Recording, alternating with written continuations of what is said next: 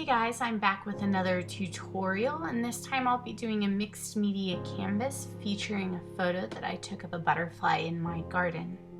I'm starting by applying some crackle paste through a stencil onto my canvas. Then I'm going to set this aside to dry while I move on to the next part. I'm using one of these pencils that you can erase off of a photo. It's like a waxy substance to just trace this paper clay frame that I've already created onto this so I can cut it out with my Tim Holtz snips. This will allow me to frame this photo into that paper clay frame. I'm just doing a dry fit to make sure that I cut it properly. Next, I am applying some white acrylic paint, impasto paint, to this frame just as a base layer and to make it a little bit more white instead of that cream color that the paper clay dries as. Next, I'm applying some crackle paste to the frame, just sparingly and in spots. I just want to create a little bit of aged texture onto this frame that will allow some color mist to gather in those little nooks and crannies later. Then I'm going to fussy cut some papers. Now that my canvas is dry, I'm going to start using color mists where the crackle paint is at. I'm just using water to help me move that color around. I'm using a Marion Smith Design Color Lab orange in Happy, and the yellow is a Distress Spray stain from Tim Holtz. It's fossilized amber. And I'm just going to mix these two and play with the colors until I like it. So there you can see I'm adding the yellow. And I just keep adding water and using my paintbrush to move those colors around.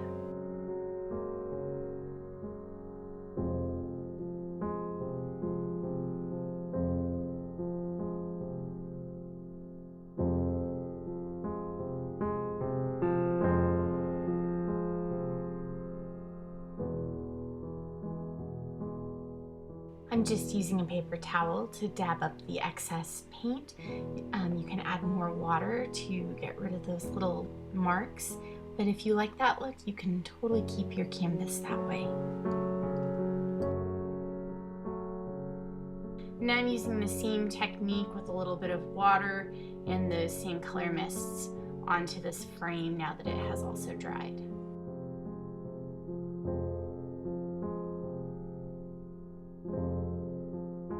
Next, I'm tracing out this frame onto a little bit of chipboard.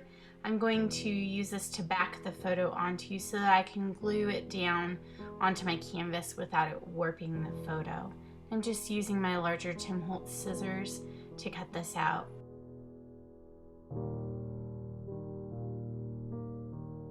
And I'm just applying that same white impasto paint to the back side of this chipboard just in case someone's looking at it from below and they see brown. I didn't want that. I'm going to use this old ribbon spool to pop that frame and photo up off the canvas. And so I'm just painting the brown parts the same, just in case.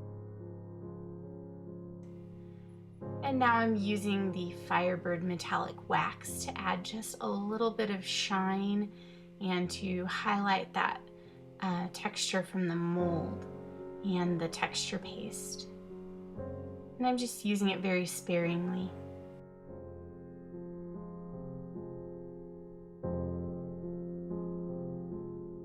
I am roughing up the ribbon spool a little bit just to make sure that the adhesive has a chance to really stick when I glue that onto the canvas and to my photo.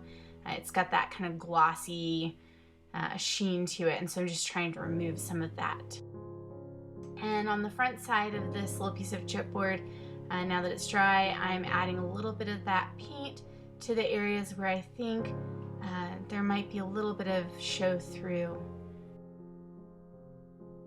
And now I'm putting some glue tape runner on the back of that photo, and I'm just going to lay that down onto the chipboard.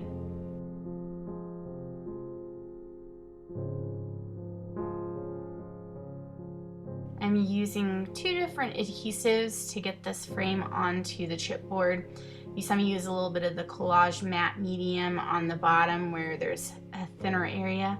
On that wider area, and just to make sure this really takes hold, I'm using some heavy body gel. And I'm just doing a thin layer. You can see me scraping off the excess.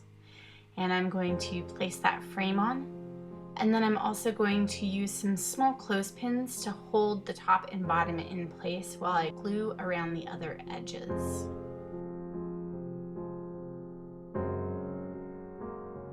So you can see me using that Collage Matte Medium again.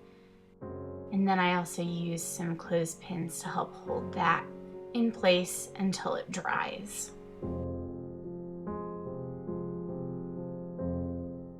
Once that was dry, I decided I wanted to add a little bit of gold metallic wax into the mix, just to have that gold and orange color on that frame. And now I'm going to start gluing things down onto my canvas, starting with that ribbon spool.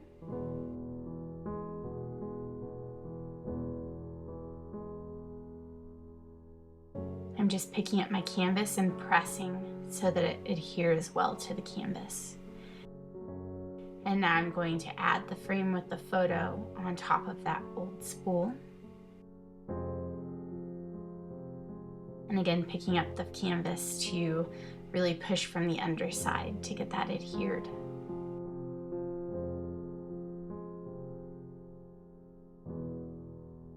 And now I'm moving on to the flower portion of this.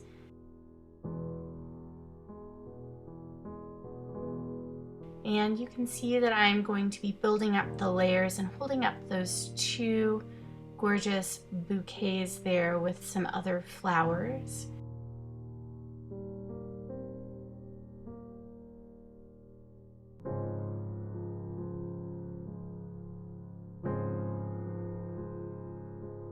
The nice thing about the heavy body gel for this is once it dries, it really keeps your projects held together. And the other nice thing is that there's a bit of work time that you have. So if you don't like the placement of something, you can certainly move it.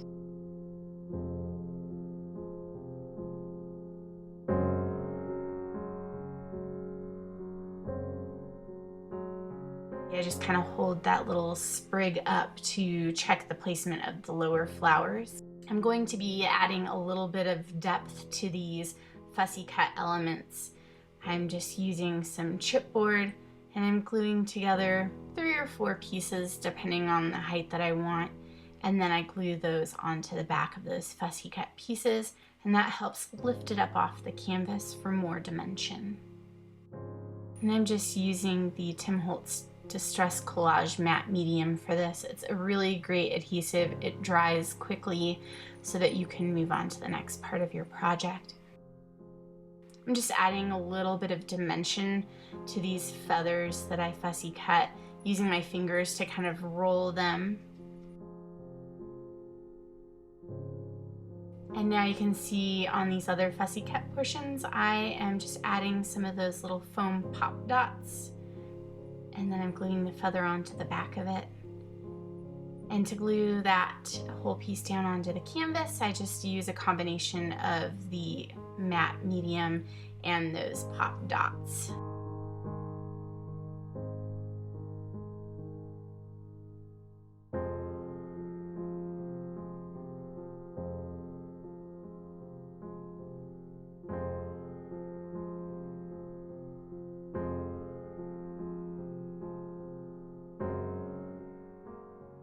Now that I have those fussy cut elements down, you can see I'm continuing to build out that support system. And I decided I didn't quite like the placement of that because you couldn't see it very well. You want to work quick with the collage medium, so I quickly moved that. But now you can see that I'm using those flowers to build up that support even more for those little bouquet sprigs. And I'm just cutting off the excess wire stem that I don't need.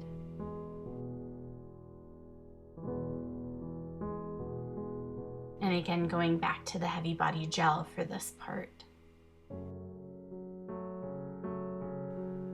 You can see that I'm moving one of the flowers there. I didn't quite have enough room to fit that other one in. You didn't see me work on the other side, but I'm basically doing the same layering technique on both sides of this framed paper clay element.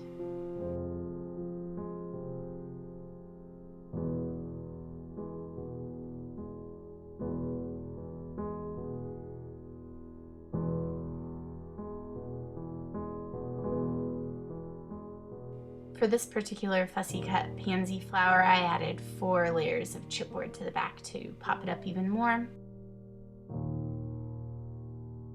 And I decided to fussy cut this little saying element.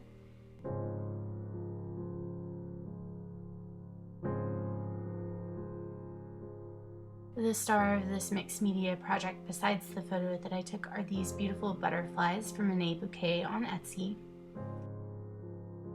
But in order to glue those down, I first have to glue down these beautiful bouquet sprigs from Prima. And I'm just using some heavy body gel in strategic places where this bouquet kind of sits on top of these flower layers that I've built underneath it.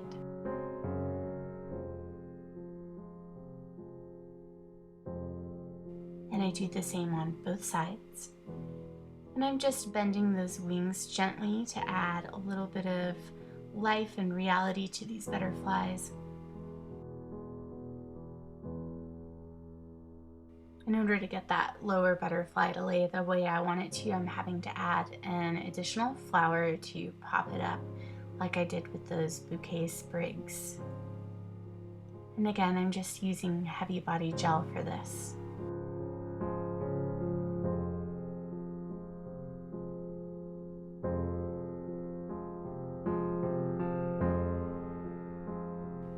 And I'm also using heavy body gel to glue those butterflies in place. I'm just cleaning it off a little bit there. And I just hold it down until the adhesive is kind of taken hold. To finish it off, I've added a couple more flowers, and I'm attaching this little quote saying with some chipboard. And again, using that matte medium. And I'm just tucking that in there. And I decided to add a few more flowers. Apparently I'm obsessed. And to add just a little bit of texture and interest between all those flowers, I'm adding some gold metallic thread, and I'm just using some soft gloss gel to help hold those in place. And then I use some glossy accents to add on some pretty gems in various places around the canvas.